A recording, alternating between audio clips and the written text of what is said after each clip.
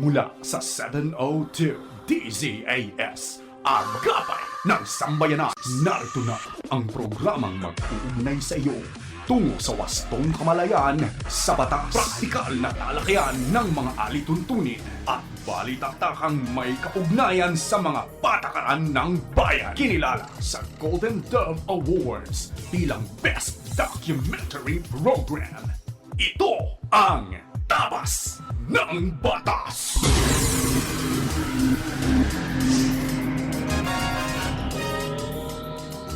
Isang magandang Sabado na umaga sa iyo na nakikinig sa anumang bahagi ng Pilipinas, Luzon, Visayas, Mindanao at sa iba pang bahagi ng mundo.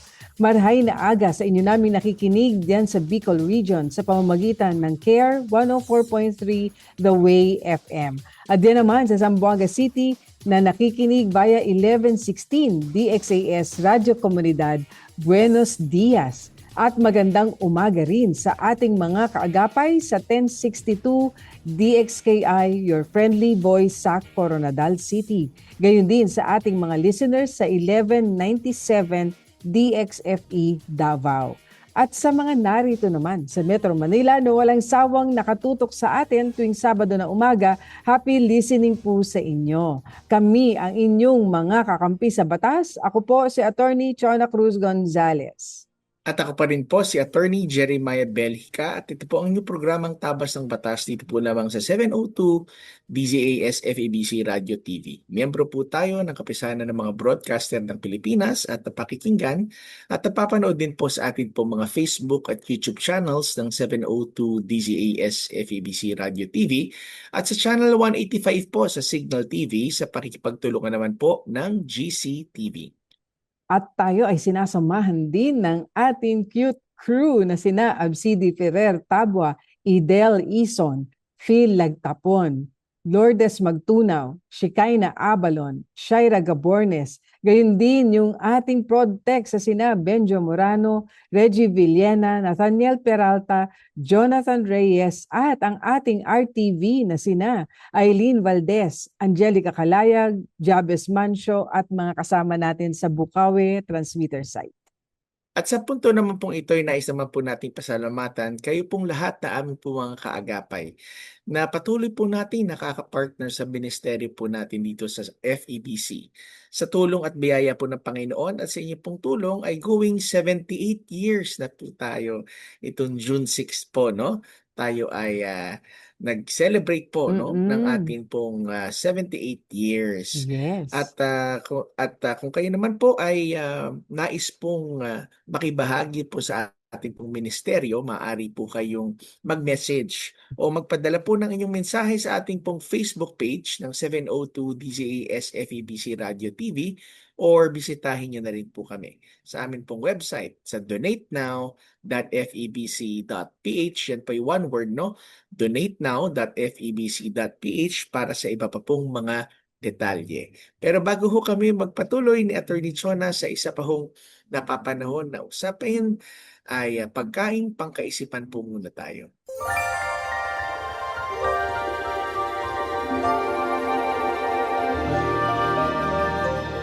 Ito po ay hango sa Kawikaan chapter 22 verse 6. Ang sabi po, turuan mo ang bata sa daan na dapat niyang lakaran at pagka tumandaman siya ay hindi niya hihiwalayan.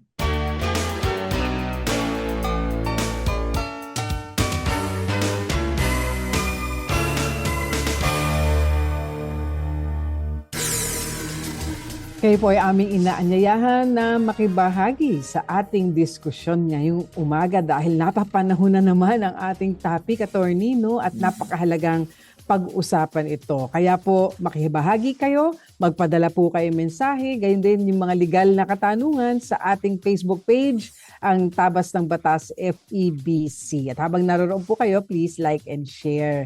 Sa ating pong pagbabalik ay tutungo tayo dito sa ating pag-uusapan na palagi ko lahat ng ating mga kaagapay na sumusubaybay ay makaka-relate.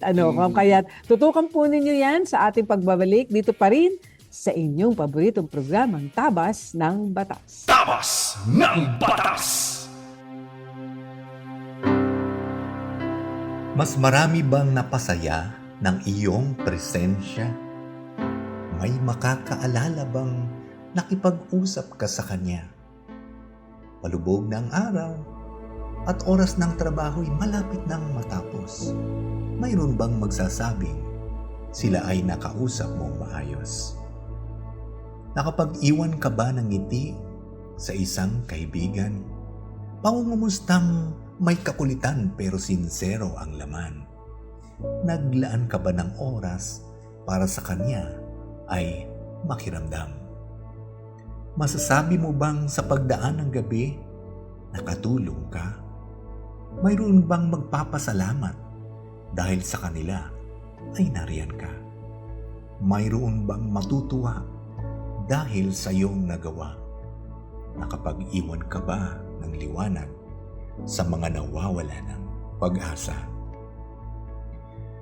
Ang bawat oras ba ay kagamit-gamit na lumipas o mandar lang na nawaldas sa pagpikit ng iyong mga mata? Ano sa palagay mo ang sasabihin ng Diyos Ama? Masasagot mo ba ng tapat?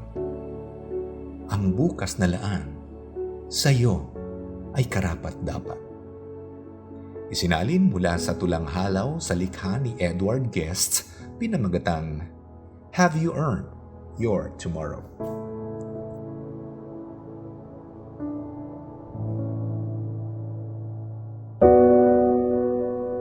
Aking Diyos Ama, ang bawat bagong umaga para sa akin ay himala sa pagmulat ng mga mata at kaya pang huminga.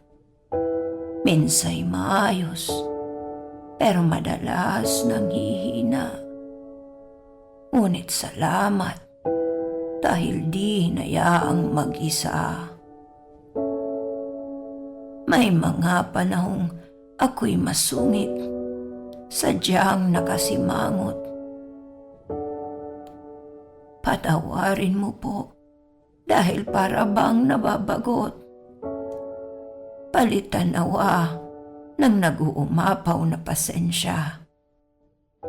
At ang puso ko'y punuin ng kahit namumunting saya. Ikaw ang aking tungkod at gabay. Liwanag sa natitirang araw ng buhay. Lambing ko'y patuloy na bantayan. Sa iyo lamang aasa ang nanghihina kong katawan. Ako'y laos na at limitado na ang lakas. Lumipas na ang dati kong gilas. Naway ngiti ang siyang laging bumakas. Kahit hindi ko kayang ipangako ang bukas. Tulungan mo po akong lagi kang itaas sa kabila ng limitado kong lakas. Mawala man ang lahat, palagi kong pagtitiwalaan. Sandigan ko ang matibay mong kapangyarihan. Amen.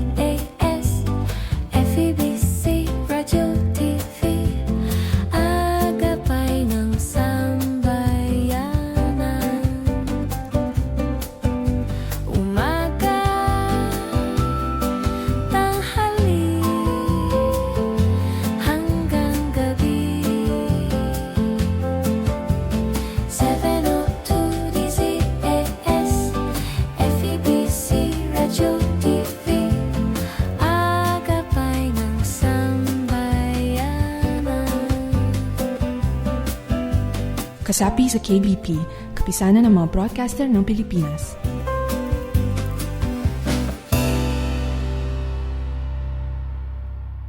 Tabas ng Batas. Pagbibigay linaw sa mga palapalagay, ugnay sa mga panukalang batas. Akala at panukala. Okay, so tayo po nagbabalik muli sa ating pong programang Tabas ng Batas. Ako pa rin po si Attorney Jeremiah Belhica. At ako naman po si Atty. Chona Cruz Gonzales at tayo ay nasa isang bahagi ng ating programa kung saan pag-uusapan natin ang kinalaman sa parental rights. Naku, attorney, maraming makakarelate dito, no? At binibigyan din po natin ito ngayon, bibigyan daan natin sa ating pagtatalakay sapagkat merong mga pagsubok na ito ay baguhin, no? Sa pamamagitan ng mga panukalang batas at kaya nais po natin na maunawaan ito sapagkat bagamat kinikilala natin ang ating estado, ang ating gobyerno, meron silang mabigat na tungkulin, seryosong tungkulin na proteksyonan po ang mga bata laban sa abuso, sa neglect o kapabayaan, sa violence o karahasan, human trafficking, exploitation at mga panganib sa kanilang well-being. Pero alalahanin po natin na ang konstitusyon din ang ating mga international law at higit sa lahat, ito ang bibigyan daan natin, Mami Attorney, ang biblical framework na nagsasabi at nagbibigay ng diin doon sa katotohanan na ang mga magulang, tayo yun, hindi ang estado ang natural and primary caregivers, protectors, and formators or yung maghuhubog sa ating mga anak. So, ang primary responsibility ay nasa ating mga magulang. Ito po ay pagbibigay halaga sa nais ng Panginoon sa kanyang disenyo na nilikha tayo bilang mga magulang. Biniyayaan tayo, binigyan tayo ng mga pagpapala na katulad ng ating mga anak, yan ang ating yaman. At merong responsibilidad, attorney. Hindi lamang heritage from the Lord o rewards from the Lord, pero may obligasyon tayo. Yan. Hindi primarily ang estado, tayo ang binigyan ng primary right over our children. Kaya po, nais po natin bigyan ito ng pansin ngayon. Kasi po, may mga panukala na nagsasabi, dapat ang estado ang gawin nating primary duty bearer of child rights. Parang, wow, parang sila na magulang. Ngayon lang natin narinig na ang state, ang estado, ang may primary duty to rear our children. Maganda ang layunin kung titingnan ninyo, pag binasa ninyo ang mga dokumento, parang child protection, sino ba ang ayaw magprotekta sa mga bata? Pero kung ang ibig pong sabihin ay estado na, gobyerno na ang mangunguna, o ang pangunahing tagapag-alaga, tagapagturo, moral guide ng bata, mababago din po nito ang sinasabi ng ating saligang batas at doon sa order na binigay din ng Panginoon sa atin. Kaya po, hindi lang po ito usapin ng pagiging, pag tayo ba, hindi sumang-ayon dyan sa state as the primary duty bearer doon sa ating mga anak, ibig sabihin, anti-child protection tayo? Oo. Hindi po. Hindi po. Ang tanong na dapat nating ibigay dito sa mga nagsusulong nito, paano ba poprotektahan? Paano ba papangalagaan ang mga bata nang hindi mo papalitan ang papel ng magulang, primary right and duty ng magulang at pamilya kasi ang Panginoon po ang nagbibigay niya. Kaya attorney, napakaganda nito. Umpisahan natin. Ano ba ang sinasabi ng saligang batas natin dyan? Oo. So, ayon sa ating konstitusyon nga, nagbigay ang ating constitution ng constitutional framework. Yes. Kung paano protektahan ang bata. At sa framework na to, malinaw. The constitutional framework shows that parents is the first line talaga ng depensa ng pangangalaga sa bata at pati na rin sa pagpapalaki. Kasama ang disiplina, Yes, And yes. ang state naman comes into support and to honor this rights, no, ng Mm. isang magulang. So, pangunahin dyan yung Article 2, Section 12 ng ating saligang batas, no? Nandito natin makikita yung tinatawag na natural and primary rights of the parents, no? Ang sabi ng Article 2, Section 12 ay ito, no? The state recognizes the sanctity of family life and Mhm. shall protect and strengthen the family as a basic autonomous social institution. It Yes. shall equally protect the life of the mother and the life of the unborn from conception. At Mhm. ito, the Mm. natural and Yan. primary right and duty of parents in the rearing of the youth for civic efficiency and the development of the moral character shall receive the support of Mm. the government. Kaya Take ang note, linaw, take no? note ha. Support lang ha. Ang Okay. linaw. Ang linaw dyan sa Article 2, Section 12 na sinabi nga dito ng ating konstitusyon na ang natural, ibig sabihin yung natural, Mhm. yung makikita natin sa kalikasan at hindi ginawa ng tao, no? Yes. Natural at primary or pangunahing karapatan o tungkulin ay sa magulang pagdating sa pagpapalaki at pangangalaga ng mga anak at ng mga bata, Tama. no? Ang Yes. sinabi na ang estado ay hindi sinabi na dito na ang estado ang primary o pangunahin.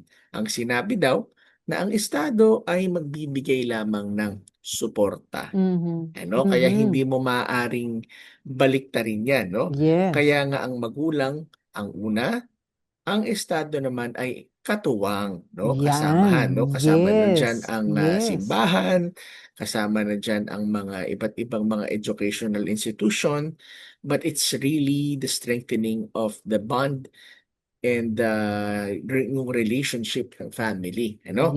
At Yes. kakalungkot lamang kasi may iba't ibang mga panukala minsan na galing sa ibang bansa pa yan. Oo. Ay Ini-import. pinapasok at Oo. sinusubukang i-introduce dito sa atin. Ah, pero kailangan tandaan natin ang pamilya ang unang tahanan. Siyempre, no? Mm. Paaralan, unang lugar na kung saan nakatatanggap ng disiplina ang bata at ang lugar kung saan ang moral fiber ay nagkakaroon ng formation sa isang bata, no? Tama, Tingnan din tama. natin, no? Bukod sa Article 2, Section 12, naririyan din yung Section 1 ng Mhm. Article 15 Mhm. na kung saan pinakita ang family as the foundation of the nation. Diba? Yes. Sabi dito, no? Sabi ang actual provision, the state recognizes the Filipino family as the foundation of the nation. Accordingly, it shall strengthen its solidarity Mhm. and actively promote its total development. So kung ang Oh, pamilya ang malinaw. foundation, 'di ba, attorney? Kung Mhm. pamilya ang foundation ayon sa ating konstitusyon, hindi pwedeng gawing secondary ang pamilya sa pagpapalaki at paghubog ng isang bata. Nariyan din Yan. yung kasama rin doon sa same Article 15 yung Section 3 Paragraph 2 na kung saan pinakita ang karapatan ng bata sa assistance and protection. No, ang sabi ho dito, no, the state shall defend the right of the children to assistance, including proper care and nutrition, special protection from all forms of neglect, abuse, Mm. cruelty, exploitation, and other conditions prejudicial to their development. So, Yes. malinaw naman na ang tungkulin ng Estado ay proteksyon laban sa abuso, sa neglect, cruelty, exploitation, at harmful conditions. Maganda yan, ano? Mm. Pero kailangan balansehin yan. Pero yung protection kasi ng Estado na ito ay hindi automatic replacement Tama. ng parental authority. No, ang Yes. Estado ay pumapasok lamang kapag may tunay na Mm. panganib. Mm. Hindi dahil siya ang unang magulang kasi attorney delikado nga Ah, yes. minsan kasi may mga estado na may ibang paniniwala, no? Mm. Katulad kuwari sa kasarian ay Oo. dapat daw ay hindi na siya dalawa, ito ay fluid. Mm. Paano kung ipilit sa bata ang Yes. katuruan na yan at ito naman ay labag sa pananampalataya ng pamilya. Mm. So, kailangan ang magulang should be the primary authority sa paghuhubog ng moralidad at Tama. pananampalataya ng bata. Kasi attorney, hindi kaila sa atin na meron ng mga balita sa Mm, lalo sa European countries na kung saan dahil ganyan yung pulisiya nila na ang mm, estado na ang primary duty bearer ng mga bata, mga anak kinukuha nila mm. ang poder, ang custody ng mga bata, inilalayo sa mga Grabe. magulang. Dahil lamang ayaw payagan na parang sundin yung Mm, polisiya ng estado on gender mm, identity. So delikado po iyan. Kaya ito po ay ating binibigyan ng pansin dahil nga po may nangyayari na sa ibang bansa na ang estado na ang kumukuha ng kustodiya ng mga anak natin, anak mm. nila, at hindi naman natin mapapayagan yan dito sa atin. Tama. Kaya natin na dinidiscuss to kasi Mm-mm. para alam din ng bawat isa sa atin na Yes. teka, sa konstitusyon pala natin ay nilinaw na. Yes. Ah, Yes. At okay. dahil yan, attorney, ibig bang sabihin, ang role bali ng Estado ay parang kapag lamang nalalagay sa alanganin yung bata at saka lamang sila magkakaroon ng otoridad na na kupkupin or proteksyonan? Paano ba ang balanse nun, di ba, attorney? Kaya nga sa ating rin sa ating constitution, attorney, naririyan din yung makikita natin um, yung balanse niyan ay yung Mm. intention mismo ng framers ng ating constitution, di ba, Yan, attorney? yan. Kaya nga nais lamang natin pong linawin na hindi po automatic na ang estado natin, ang gobyerno ang papalit sa mga Mm. magulang sa pag exercise ng parental authority kasi ang family code naka-define din kung ano ang parental authority. So attorney, papasok lang ang gobyerno, ang estado pag talagang sabi mo nga may tunay na panganib. Kasi di naman siya yung magulang ng bata, di ba? Kaya Yeah. dapat magulang pa rin. Maganda yung binanggit mo, attorney, na yung intent. Ano ba ang intensyon ng mga Mm. sumulat ng konstitusyon? Constitution. Bakit na lamang ganoon yung yung pagpapahalaga sa pamilya, sa magulang, sa pagpapalaki ng kanilang mga anak? Si Commissioner Nieva, doon sa Mm. patungkol sa pamilya, ay merong quotation na mula dito sa mga framers na ito. Sabi niya, describe niya ang family as a natural society, Galing, 'di ha? ba? Mm. Ibig pong sabihin, primary educator ang pamilya, economic provider ang pamilya, cultural mediator ang pamilya, Mm. and eto napakahalaga nito at napakaganda, spiritual formator, Mm. pamilya, magulang. So sino ang huhubog ng spiritual and moral well-being ng isang anak? Magulang din po niya. Ayan. So malinaw na ang pamilya ay hindi creation ng estado. Mm. Ito po ay natural society na nauna pa sa gobyerno. Kaya nga nagkaroon na lamang ng gobyerno kasi marami ng pamilya at kailangan maglagay tayo ng order. Mm. Pero nauna yung pamilya, ang unang humuhubog, yan ang unang humuhubog sa bata, educationally, morally, culturally, and most importantly, spiritually. Si Commissioner Blas Opleren, Ayan. ay Former senator. on freedom of the family. Ito naman ang kanyang pananaw. Sabi niya, the issue has always been the freedom of the family from the regulation and intervention by the state. Yun ang layunin. Hindi po para manghimasok ang Mm. estado sa pagpapalaki ng magulang sa kanilang mga anak. Dapat hindi nire-regulate, Yeah. hindi basta sila manghihimasok ang estado dahil nga primary duty yan ng magulang. At in-emphasize na rin po ni Commissioner Blas Ople noon sa Constitutional Commission na ang husband and wife ay may principal responsibility for the rearing. Ayan, kaya nga po nasa Article 15 na yan ng Saligang Batas. And tutelage of their children. Pagtuturo, paghubog, pagpapalaki sa magulang, sa anak ay nasa magulang. Mm. Hindi gusto po ng framers ang estado ang maging ordinary manager ng family life. Hindi sila. Ang Estado dapat lamang pong pagprotekta kung kinakailangan lang. Kung may malinaw na panganib, kung may malinaw na pang-aabuso, pero hindi basta-basta manghihimasok sa natural na responsibilidad ng pamilya. Another one, attorney, no? Bishop Bacani on subsidiarity. Ang kanya paliwanag is this: what can be done by a lower body should not be Mm. taken over by a higher body. So ano ba yung lower Mm. body?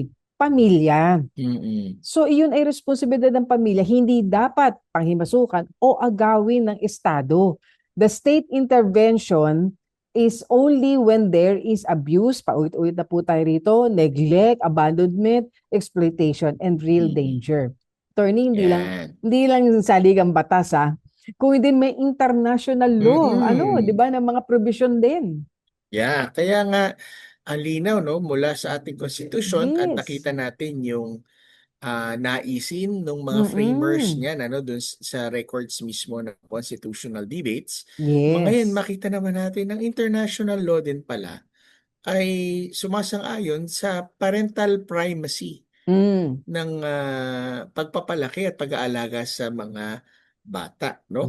So sa Yes. Universal Declaration of Human Rights sa Article 26, paragraph 3, ang sabi that parents have a prior right to choose the kind of education that shall Mm. be given to their children. So ang Yes. salitang mahalaga dito, yung salitang prior right, no?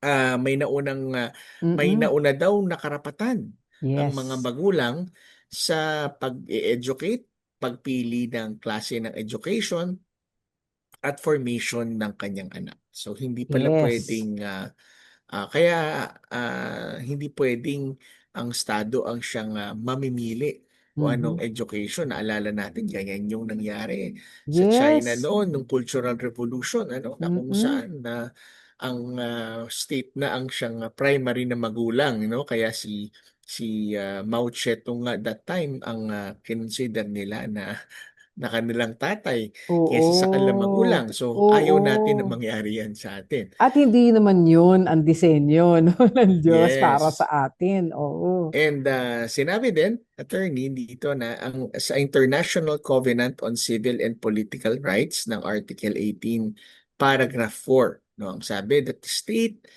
parties to the present covenant undertake Mm. to have respect for the liberty of parents and when Yes. applicable, legal guardians to ensure the religious and moral education of their children in conformity with Mm. their own convictions. Ang Ayan, ang linaw, linaw. kinikilala Oo. pala ng international law ang Mm. karapatan ng magulang na gabayan ang religious o ang pananampalataya at ang moral education ng kanilang anak ayon sa kanilang convictions at hindi rin Yes. estado. At meron pa rito, no, yung Convention on the Rights of the Child. Itong Mm. madalas itong nababanggit.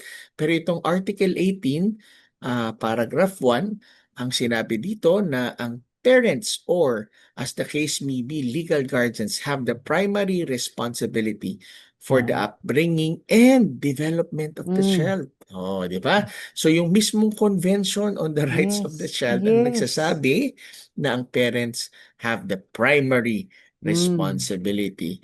And finally is yung isa pa dito is yung Convention on the Rights of the Child. Ariyan, yung sa Article 18, yung sunod naman na Mm-mm. paragraph, no, paragraph 2. Ang sinabi, for the purpose of guaranteeing and promoting the right set forth in the convention, ang state parties daw shall render appropriate assistance. Yan. Mhm. Kanino? To parents, Yan. no, in the performance of their child rearing responsibility. Malinaw. Hindi lang Assistance. binanggit yung primary responsibility sa magulang, Mm-mm. sinabi rin dito na ang Estado ay may papel Mhm. na back-upan at Yes. asistahan, no? Hindi Mhm. i-substitute o palitan Ayan. ang magulang. Di ba, attorney? Napakalinaw, napakalinaw talaga, no? Kaya nga, nawa, bigyan pansin ito talaga ng mga mambabatas, Kasi ang Mm-mm. linaw naman sa saligang batas at sa mga international law. Ngayon, attorney, syempre, meron din namang pagkakataon na ang Estado ay pwedeng pumasok sa eksena, ika nga, at magkaroon ng papel, sa pag-aasista doon sa pagpapalaki ng mga Meron pa bata, ring role, di ba? Oo, may role pa rin, pero hindi siya ang primary. Okay, so ito yung konsepto at prinsipyo ng parents patriae, Ito po ay isang doktrina na kung saan ang kapangyarihan po ng Estado na protektahan ang mga bata ay papasok lamang or maisasakatuparan lamang kung hindi po kayang proteksyonan ng Mm-mm. pamilya at ng kanilang mga sarili. So, kailan pwedeng pumasok? May specific ng mga kaso na pwede lamang pumasok ang Estado, under the principle or doctrine of parents patriae. Kung may abuse ng mga bata, neglect, abandonment, trafficking, exploitation, violence, serious parental incapacity. Hindi na kaya ng magulang nagampanan yung kanyang role. Pero take note, may substitute parental authority tayo in the form of, let's say, mga grandparents. 'Di ba? May mga tiyuhin at tiyahin pa. So family pa rin, attorney, bago pa pumasok ang gobyerno o ang Estado.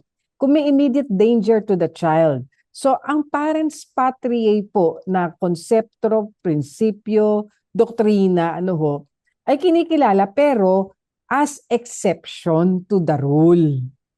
Ang rule ay parents first, state support, state intervention lamang when necessary. Ganda, hindi ba, attorney? Pero Kung kinakailangan pinakamahalaga, lang. oo. At mabibigat yung mga nakalista roon na na instances na manghimasok at pumasok ang pamahalaan o ang gobyerno o estado under parents patriae doctrine. Pero ito pinakamahalaga. Ano ang biblical foundation dito sa usapin na ito ng parenting or parental rights? Yan ang pinakamahalaga. Ito, Talaga, attorney, yes.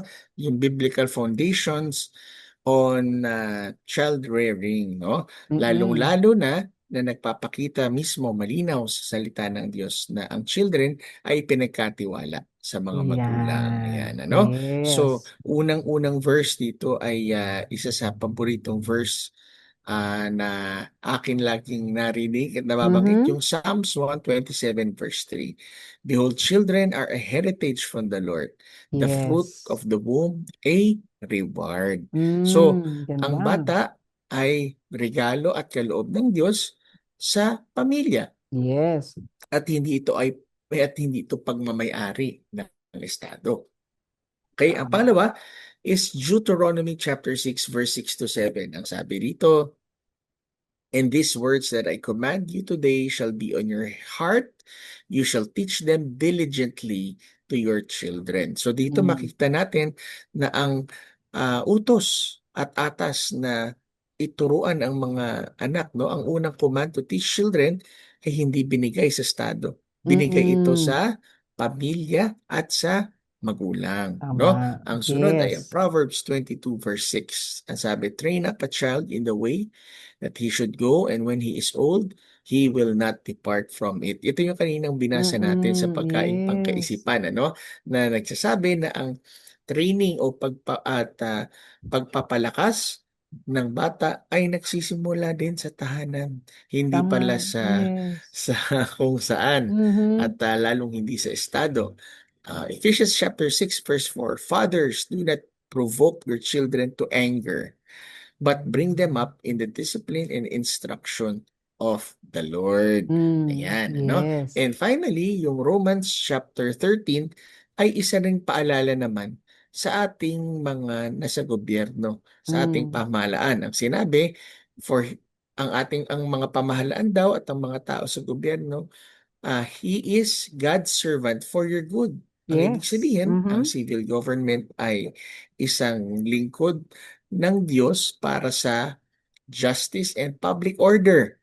Pero malinaw sa scriptures na hindi sila ang inassign ng Diyos sa ordinaryo at natural na trabaho ng pagpapalaki at Yes. pagdidisiplina ng mga bata. Ang magulang pa Tama. din. Yes. Kaya meron tayo dapat, attorney, na hindi lang tayo nagbibigay ng mga paalala, no? Pero Mhm. yung mga recommendation din tayong Yes. magandang salita at Yes. ano ba, magandang phrases Mm. imbis na the state is the primary duty bearer of Oo, child's oo. rights. Kasi hindi yan ayon no, sa sinasabi ng saligang batas, ng family code, ano, at higit sa lahat ng sinasabi ng salita ng Diyos. Kaya siguro sa ating mga mambabatas na nagsusulong nitong mga polisiya na ito, parang pagbabago ito no? Turn around ito na estado na ang primary duty bearer pagdating sa mga anak natin. Hindi naman po ayon sa saligang batas. Maganda siguro ganito, attorney, ang ating i-propose, ano? The state shall protect, di ba? And promote. Hindi lang niya papangalagaan, hindi lang niya poproteksyonan, kundi isusulong niya ang rights and welfare of children in a manner consistent with the natural and primary right and duty of parents. Yan ang consistent with the Constitution. So saan? Natural primary right and duty of parents in the upbringing, rearing, discipline, education, moral formation, and protection of their children. Ngayon, subject only to lawful intervention. So, pwedeng mag-intervene, pwedeng pumasok na doon ng Estado, parents patriae, in cases of abuse, neglect, exploitation, abandonment, or other compelling circumstances provided by law.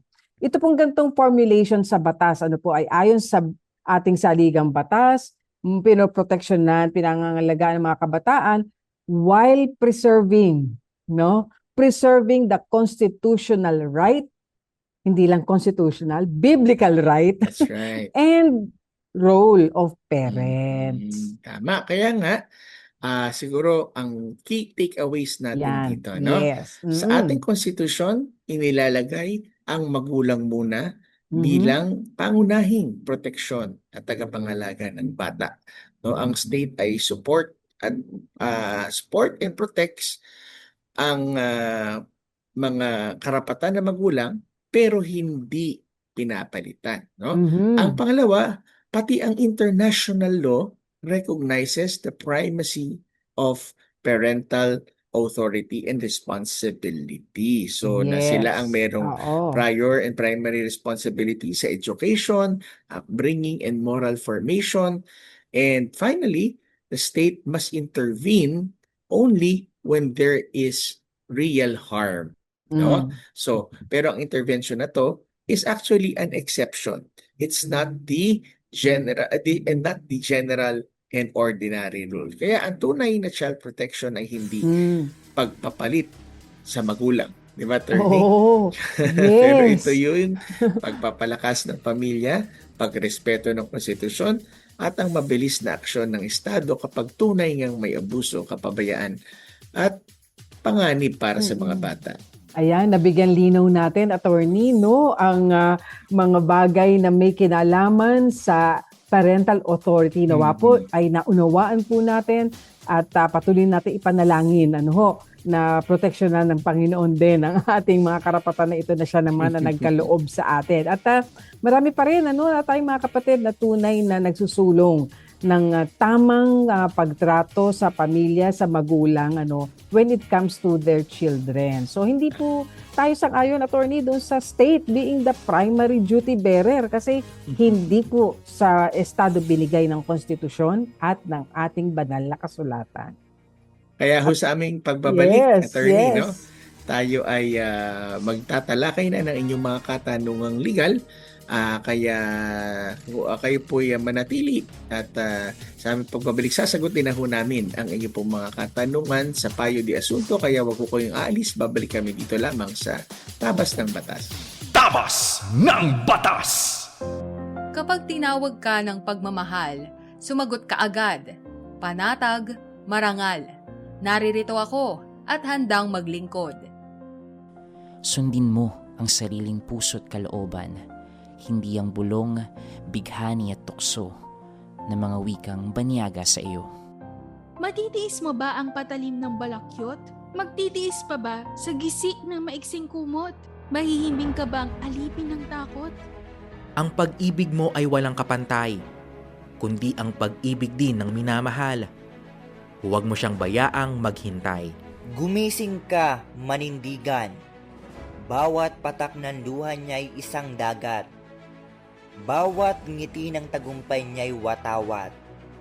Kapag tinawag ka ng pagmamahal, sumagot ka agad. Matatag marangal, walang bakit, sana maglingkod. Ito ay hango mula sa tulang Mamamayan ni Rio Alma. Paalaalang hatid ng inyong 702 DZAS FEBC Radio TV, agapay ng sambayanan. Ako po si Kuya Willie Basilio, pastor ng Marikina Christian Fellowship. Manalangin po tayo. Magandang araw po sa inyo, aming Ama. May pagluhog po kami para sa kalagayan ng aming bansa sa panahon namin ginagalawan ngayon. Marami pong salimuot, marami pong mga pinagdadaanan. At ang nagiging karaniwan naming reaksyon ay paghahayag ng galit, ng kani-kanyang opinyon sa mga nangyayari. At kami po ay nagkukulang naman, aminado po kami sa pagdulog sa iyo. At kung sakali man, gusto namin ng agaran na solusyon sa mga sitwasyon.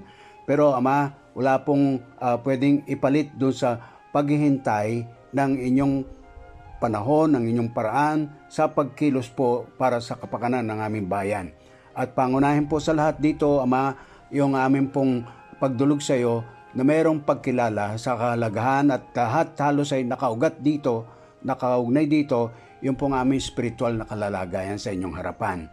Panginoon, sumusuko po kami sa inyong kapangyarihan, sa inyong kalooban na binibigyan po namin kayo ng kalayaan na maging Diyos sa aming bansa at hindi po namin basta gugustuhin ng masolusyonan ng mga pinoproblema namin na pwedeng maulit at maulit lang po. Sa halip, amin pong inihingi sa inyong kahabagan na dalawin niyo po kami sa aming bansa, Panginoon. Magpahayag po kayo ng pagiging Diyos niyo sa amin, sa mga all the affairs ng aming buhay at sinusuko po namin ang aming kani-kanyang will at sinasalin po namin sa iyo, Ama, ang pagkilos, paggawa ng buong laya at yung hindi namin kayang gawin, kaya niyo pong gawin, Panginoon Diyos. Kaya lumalapit po kami sa iyo na inyo pong ilawit ang inyong habag. Ang sabi nga po ng Habakuk, mangyari po in judgment, please remember mercy. Kahabagan niyo pa rin po kami patuloy, Ama, at umaasa po kami na ito'y maranasan po even in our lifetime. Thank you, Lord. Thank you, Lord, dahil po kayo buhay na Diyos na aming sinasandigan. In Jesus' name. Amen.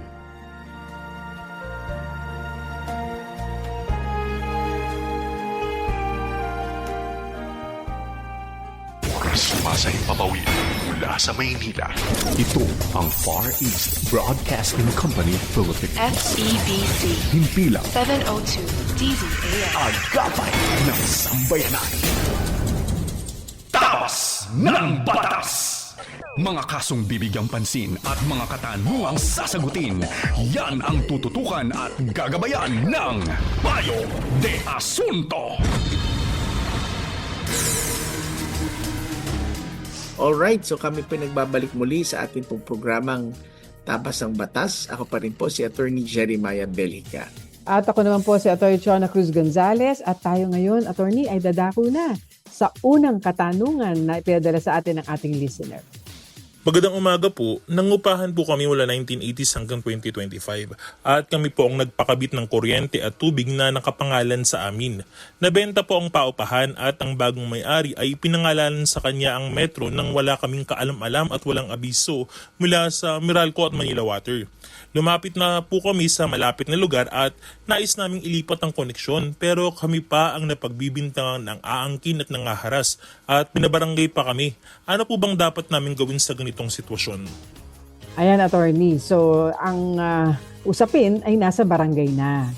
At dahil nandun na sa barangay at meron ng complaint na naihain laban sa kanila, kaya ang tanong niya, ano ba dapat namin gawin pag ganitong sitwasyon na? Oo, tamang-tama. At ito'y nasa barangay na medyo hindi lang masyadong klaro Oo, sa akin yung oo, katanungan, ano, kasi sinabi na oo, siya'y lumipat na ng kanyang tahanan at oo. pero meron pa ring kaso. Pero ang pagkakaintindi natin dito, no, ay ang tanong paano nailipat yung account nung sa Metro, Oo. kuryente tsaka tubig nang hindi siya nasasabihan ng bagong may-ari nung kanyang Mm. inuupahang lugar, ano? So ang magandang ah, mangyari dito ay dapat sabihin ng malinaw sa barangay na hindi ninyo inaangkin yung property pero Mm. hinihingi nyo lang ang liwanagan Mm. ah, na malinaw na accounting at kung paano nailipat sa ibang pangalan yung Yes. utility accounts na kayo naman ang nagpakabit, di ba? Kasi Oo. dapat siguro sinabihan kayo, no? At wala kayong pahintulot. So mahalaga ito para hindi mapalabas na nangaagaw kayo ng property, ano? Kasi Tama. ang issue nyo naman ay utility account, due process, at notice, no? Consent at siguro humiho na rin kayo ng record sa Meralco at sa Manila Mhm. Waters. Mm. No, ano ba yung service application, yung history ng account name, kailan pinalitan ang pangalan, Mm. at ano ba yung mga dokumento na sinubmit para mapalitan yung account, no? At kung meron ba silang pinadala na notice sa inyo kasi attorney nangyari na to, sila pa rin ang nakatira pero biglang nagulat nila iba na yung Oo, dahil may nakalagay na. nakabili ng iba. Oo. Oo. So dapat siguro yung complaint ninyo gawin ninyong in writing ito, no? Na address sa Manila Waters o kaya naman sa Meralco, no? At kung wala hong maayos na sagot, maaari ho ninyong ireklamo na yan sa Energy Regulatory Commission kung sa Meralco at MWSS naman kung ito po ay sa Manila Waters. So, ito ho ang ipakita ninyo sa barangay at ipaliwanag niyo po sa kanila na kayo lamang ay nagkaroon ng concern kung paano Mm. ho inilipat ang inyong koneksyon nang hindi ho kayo sinasabihan. At ipakita nyo rin po ang mga ebidensya ninyo rito. Ayan. So bigyan daan natin, attorney, isa pang katanungan mula sa ating kaagapay. Hi po. Magpapautang po kami ng 200,000 pesos sa isang kaibigan at magbibigay siya ng check bilang collateral. Ano po bang dapat namin gawin para ma-secure ang transaction? Paano po ba dapat i-handle ang check? Salamat po. Ayan, attorney. Naku. Medyo malaking halaga ito ipapahiram po ninyo ho. So medyo rin, kabyat lang. Ingat lang din kasi minsan nga nahihiya rin naman tayo doon sa ating kaibigan pero isipin niyo rin ho baka kasi ayaw natin na dumating sa punto na hindi kayo mabayaran at maapektuhan yung inyong relasyon bilang magkaibigan. Ang check ba ay enough para bilang collateral, parang panagot, paniniguro na mababayaran yung 200,000 na utang sa inyo?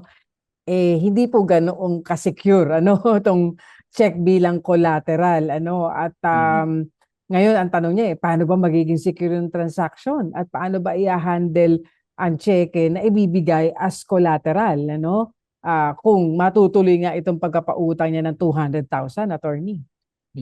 Kaya nga, well, yung cheque, syempre isa rin tong security sana. Pero ang mas mabuti ay Oo. gumawa kayo ng isang written loan agreement or at least ng promissory note man lang, ano? Na ilagay ng malinaw ano ba yung presyo, ano yung date na kung ito po'y Oo. ni-release, at kailan po ang bayad o ibabalik at ilan hong installments, ano? Kung may Mm. interest, O may yan, kung penalty, may delay, yan, oo, kung sa may delay. pagbabayad, oo. At kung sakali po ay malinaw po at maganda po na kung ito po ay notaryado. At kung Yes. pwede din sana, attorney, hindi siya payment in cash, no? Kung mas Mm. maganda kung bank transfer. Oo, Para, para merong may evidence mm, din, oo, merong oo, paper trail, kung ika pero nga, kung cash oo. talaga, make sure lang na kayo ay merong acknowledgement receipt, no? Pero kung ito po ay i-handle po at ang cheque po ay mas mabuti pong post-dated at hindi ho blank check, ha? Kasi kung ito Oo. po ay Oo. blank check, dapat ho kompleto yung pangalan niya at yung amount, no? Kasi mahirap po kasi yung kung dated po kasi ngayon yan, baka pagkalipas ng 3 buwan ay ito po'y maging stale check na. Kaya Oo. maganda kung ano po yung Yes. araw na kanilang dapat bayaran, ay doon ninyo i-date, no? At isulat nyo Mm. na rin sa inyong kasulatan, no? Loan agreement, yung detalye ng Yung cheque. cheque, oo, Ayan, kung no? ilan Check man yan. number, Mhm. magkakaano, at wag nyo po itong idideposito nang wala pong usapan. Ayan. Oo, So, at saka yung nakalagay namang date doon, attorney, yun naman yung dapat na sundin, ano, para ma-deposit iyon, ano, at ayun, medyo sa dami lamang ng mga kaso, no, ng mga nagpapatalbog ng cheque at wala palang sufficient funds, medyo kaya wari tayo dyan. Oo, nevertheless, kung inyong pagpapatuloy yan, nawa po, talaga mabayaran kayo, no, using the collaterals and in pursuant doon sa agreement nga po ninyo. Ayan, so attorney, yan ang ating naging talakayan sa ating Payo de Asunto segment. Sa mga hindi po nakapakinig ng ating kasagutan, pwede niyong balikan sa ating Facebook page ang 702 DZAS-FEBC Radio o sa Tabas ng Batas FEBC.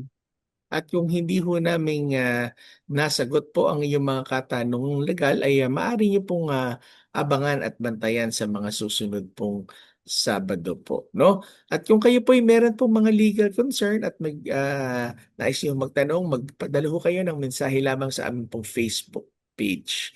At ngayon po, dadako na po tayo sa ating pong prayer time. Yes.